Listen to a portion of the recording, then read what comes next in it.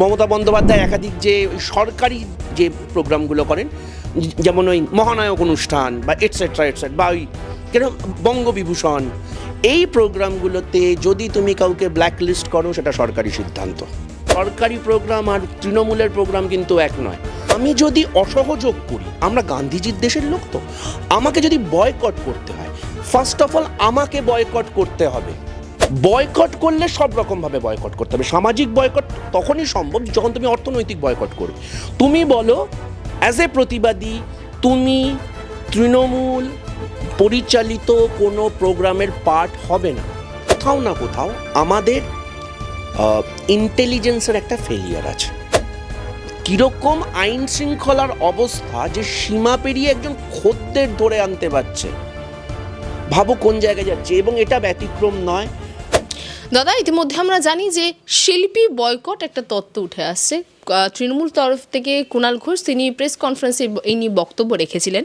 কিন্তু এই যে তত্ত্বকে ঘিরে তৃণমূল কংগ্রেসের অন্দরে যে জল ঘোলা শুরু হয়েছে, কারণ আমরা জানি যে কুণাল ঘোষের সেই দাবিকে উড়িয়ে দিয়েছেন অভিষেক বন্দ্যোপাধ্যায়। কিন্তু অন্যদিকে আবার দেখা যাচ্ছে শিক্ষামন্ত্রী তিনি বলছেন যে রাষ্ট্রের বিরোধিতা করব, আবার সেই সরকার থেকেই শো চাইতে যাব, এটা হতে পারে না।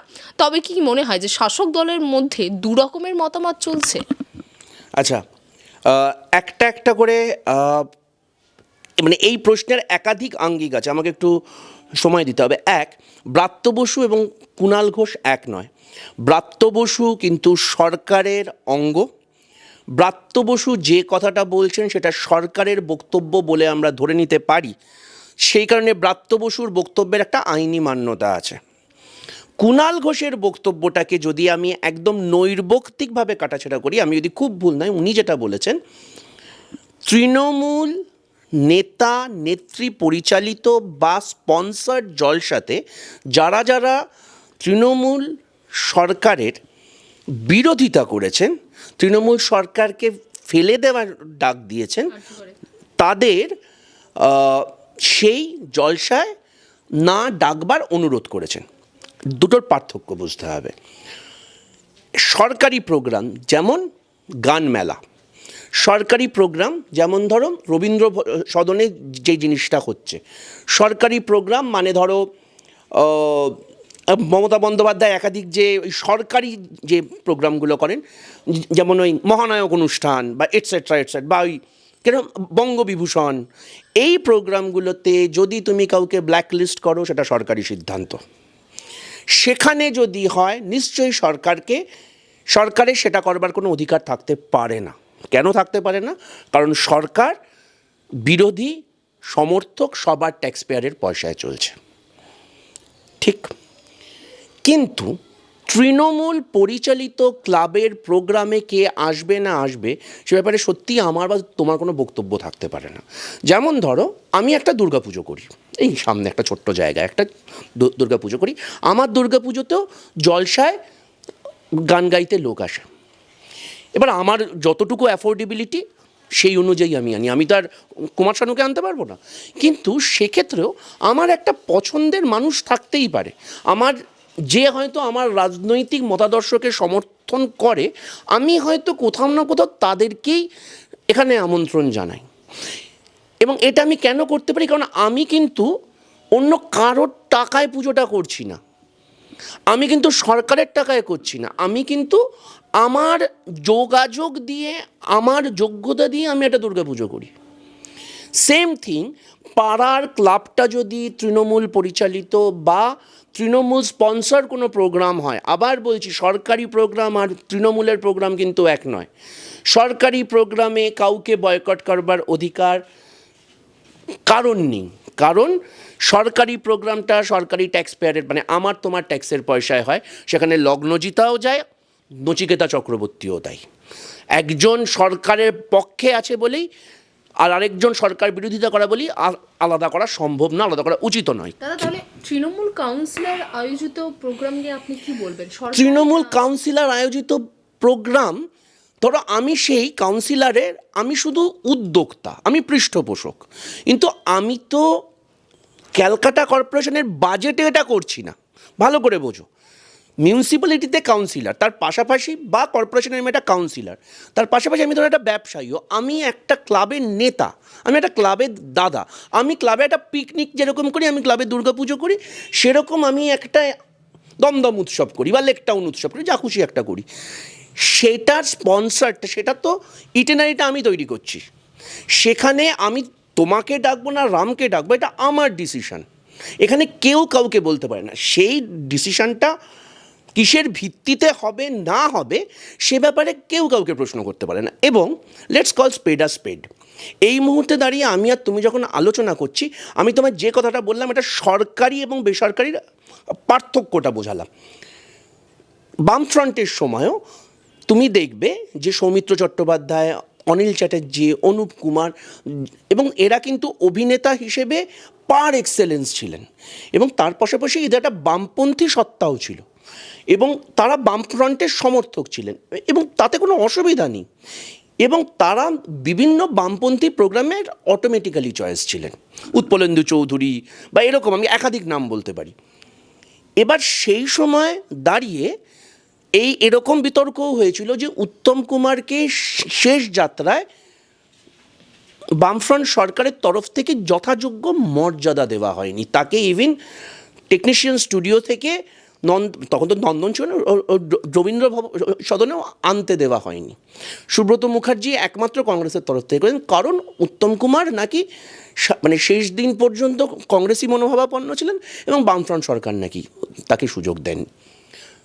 কেন্দ্রীয় সরকারের ক্ষেত্রে তুমি আজকে দেখবে অনুপম খের থেকে শুরু করে কঙ্গনা রানাওয়াত থেকে শুরু করে মধুর ভান্ডারকর থেকে, এরা যে কোনো কেন্দ্রীয় প্রতিষ্ঠানের ওপরে বসে যায়, তার কারণ তারা একটু বিজেপিপন্থী বলে।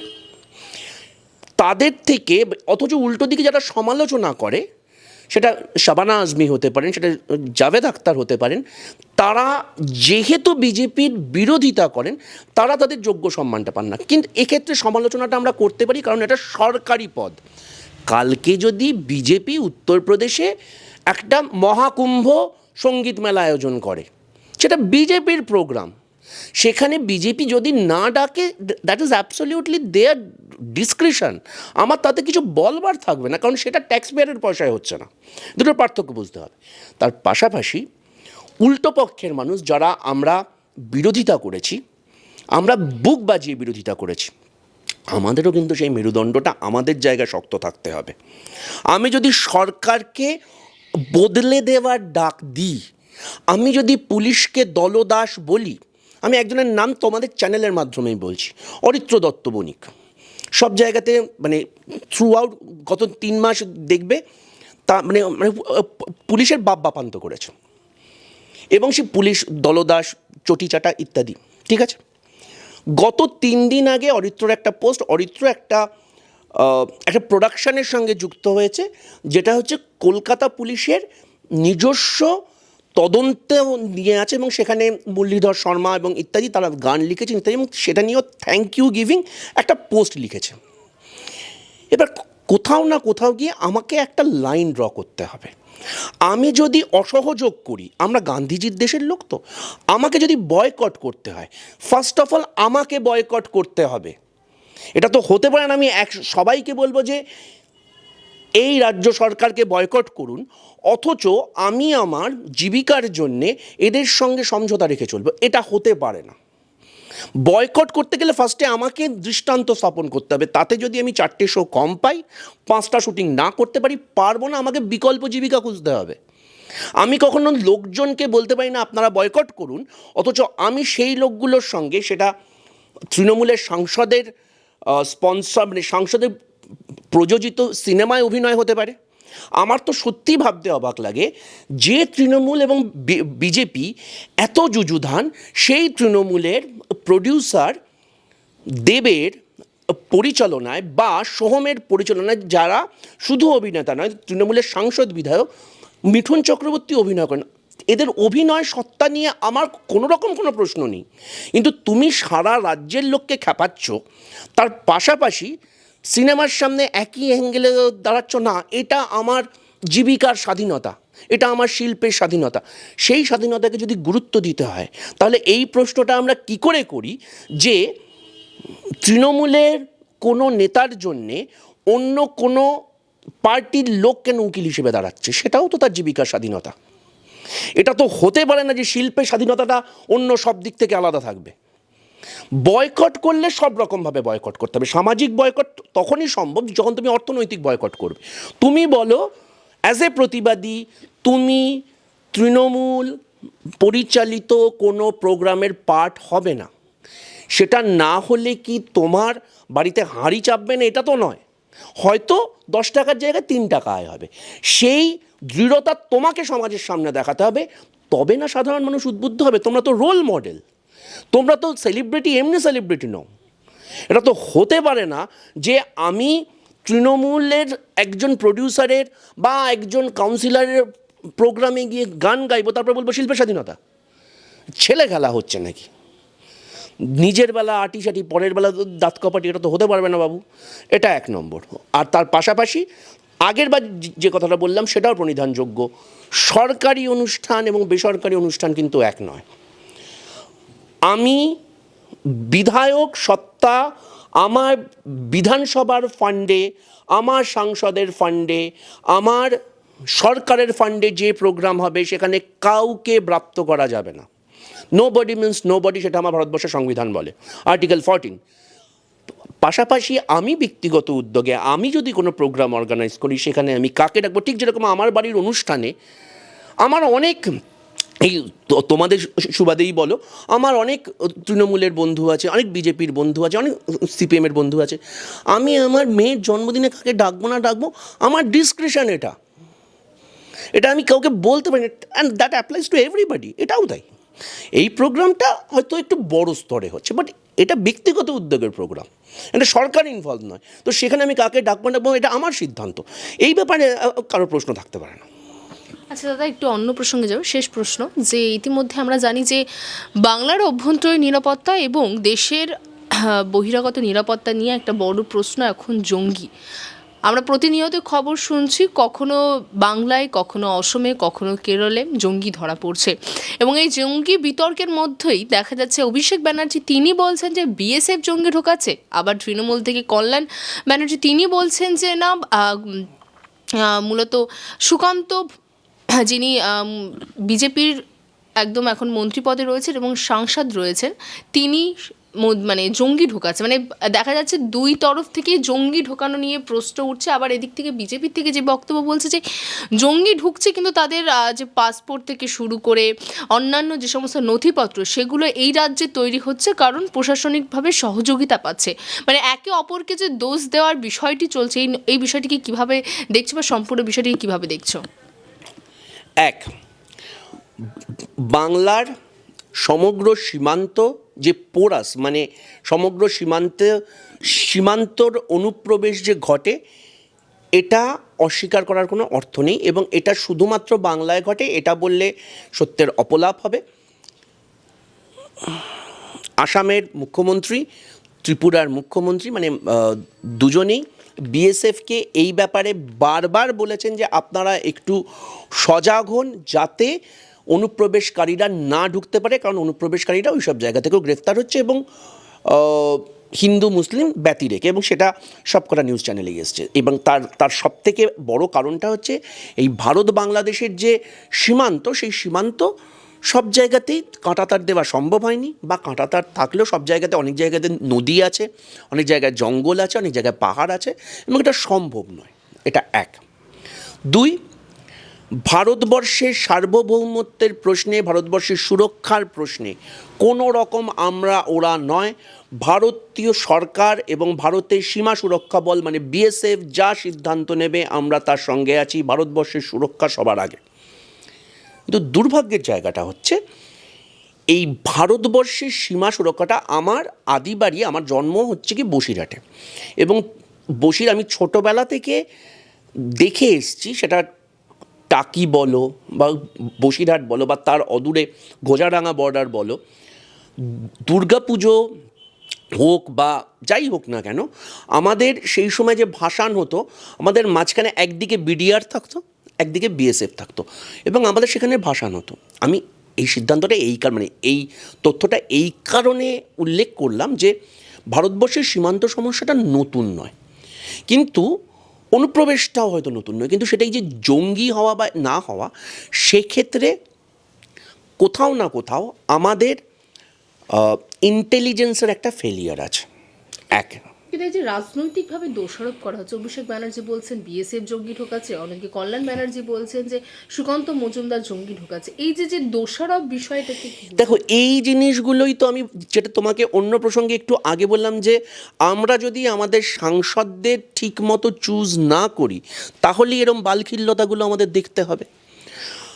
যে কথাটা আমি সবার আগে বললাম যে সীমা সুরক্ষার ক্ষেত্রে কোনো আমরা ওরা নয়, এই ম্যাচিওরিটিটা তো 5 বারের সাংসদ বা 4 বারের সাংসদ, কল্যাণদা বোধহয় 5 বারের সাংসদ, আর অভিষেক বন্দ্যোপাধ্যায় মানে আমার নেমসেক, উনিও বোধহয় 9 করে 3 বার না 4 বারের সাংসদ হলেন।